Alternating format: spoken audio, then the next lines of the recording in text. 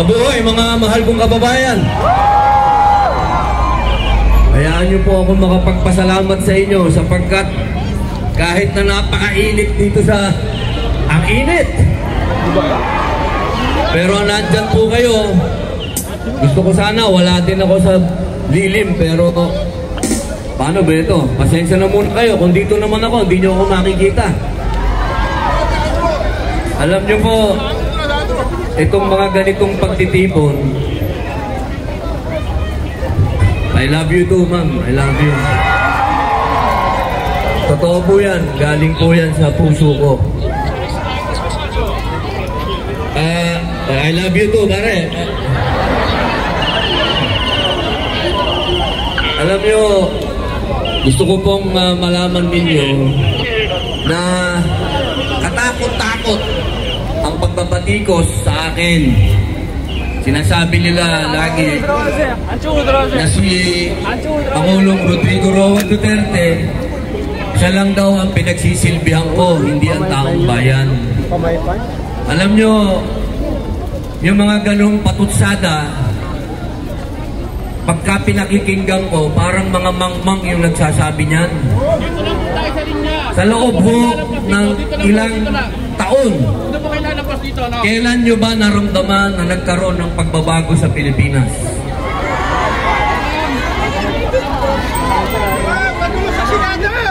Panahon lang ni Pangulong Rodrigo Roa Duterte naramdaman ng pagbabago. Hindi po kailanman naramdaman ng Pilipino na pwede siyang maglakad sa kalsada. Noon, pag naglakad ka sa avenida o kung saan lugar, ma-hold up ka. Maagawan ka ng cellphone. Nagkalat ang mga adik, nagkalat ang mga lasenggo. Sino ba ang unang-unang nakahinga ng maluwag ng naging Pangulo? Si Rodrigo Roa Duterte. Ang bayan at ang mga katulad ninyong OFW. Sapagkat alam ninyo na ang inyong mga pamilya ay safe sa Pilipinas. Hindi ba natin pwedeng sabihin sa mga taong nangbabas sa atin, umaalipusta sa atin, na pwede ba buksan nyo yung mga mata ninyo? Sa panahon na 3 milyon ng adik sa Shabu, sino ang tumindig? Diba si PRRD lang? Sino ang tumindig laban sa mga mayayamang umaabuso sa taong bayan? Ang tubig, ginagawang negosyo. Ang kuryente, ginagawang negosyo. Isa lang ang presidente nagsalita na yung mga yan, ginagamit lang mga Pilipino. Sino yun? Si PRRD lang. Kaya kung titingnan nyo, mga mahal kong kababayan, hindi tayo loko-loko dito ngayon. Ang gusto natin, makauwi na si Pangulong Digong. Wala naman tayong hinihinging iba. Yun lang, pauwiin nyo. Sapagkat yung ginawa ninyo, na dinala nyo doon, si Pangulong Rodrigo Roa Duterte, para nyo nang ipinagbili ang kalayaan at kasarilan natin. Bakit ko nasabi yan? Ilan ang bayaning Pilipino ang nagpakamatani para magkaroon ng kalayaan sa mga dayuhan? Ilan? Tapos ngayon, i-deliver nyo doon. Yung presidente natin, napakakalukuhan naman nun. Kung merong kasalanan ang ating Pangulo, dapat sa Pilipinas nyo siya nilitis. Hindi po pwedeng dinideliver nyo sa ibang bansa, pambihira. Kapag ka may Pilipino na nagkaroon ng kasalanan sa abroad, pinauuwi natin, di ba? Eto, ibang klase, dinideliver natin. Sana, ang kasunod, ang hinihingi natin, lahat tayo nagdasal. Alam ko, lahat ng panalangin natin, pinakinggan ng Panginoon at wala ng impeachment ngayon. Allahu Akbar. Kaya ang pakiusap natin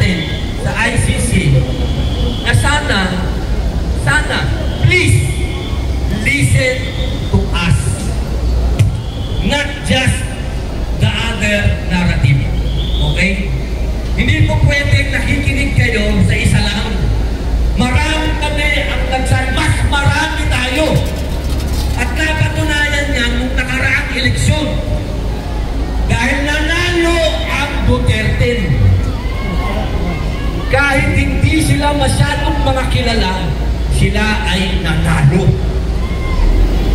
Kaya sana, itong ating ginagawa ngayon dito, itong ating, dumating na ang ating susunod na Pangulo.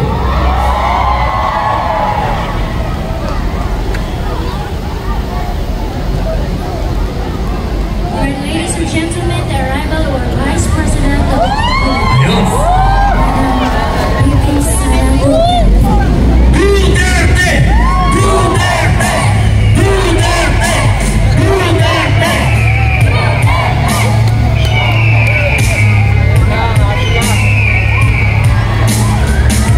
Ladies and gentlemen, the future President of the Philippines, Inday Sara Duterte!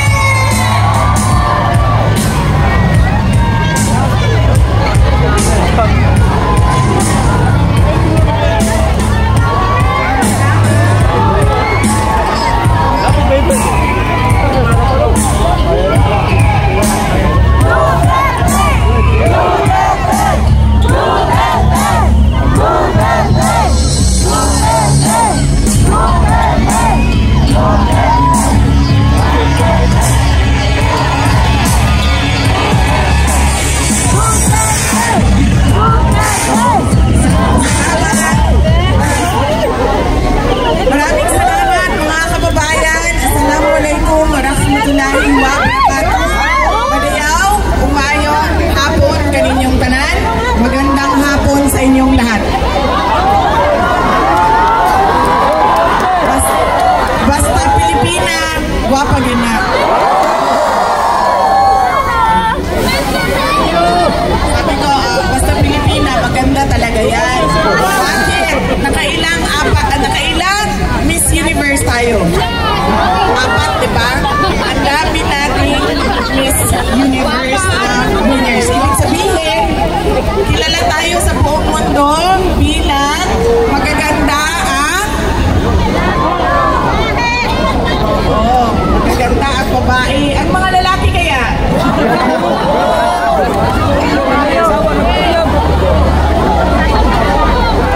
May hugot ka, ma'am.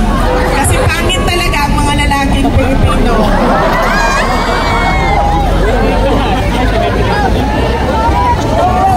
Ano ang mga gwapo, ma'am? Kung hindi gwapo ang Pilipino, ito po muna ang aking mga pagpapasalamat. Dahil mamaya, baka sa sobrang excitement natin ay makalimutan ko magpasalamat. Una, ang aking pasalamat sa ating mga organizers, local organizers sa Filipino community dito sa Korea. Pakitaas ang kamay ng mga organizers, volunteers at tumulong. Iba't ibang grupo, una na ang Hakbang ng Maiso at iba-iba pang grupo. May listahan kayo.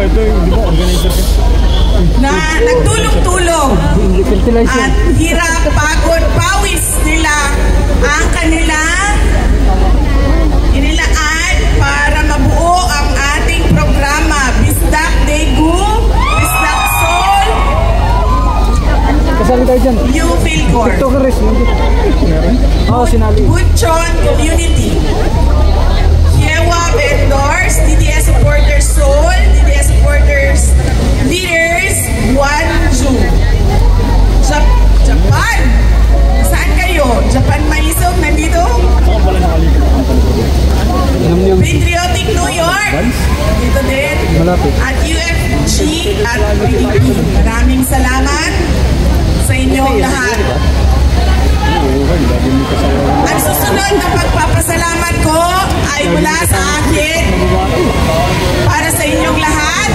Nagpapasalamat ako sa tulong ninyo, sa suporta ninyo, sa kampanya ninyo, at sa boto ninyo para sa akin noong nakaraang eleksyon taong 2022. Maraming salamat po sa inyo lahat.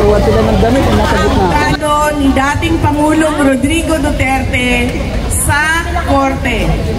Una na, ang interim release o yung pakawalan ka habang tumutuloy ang kaso.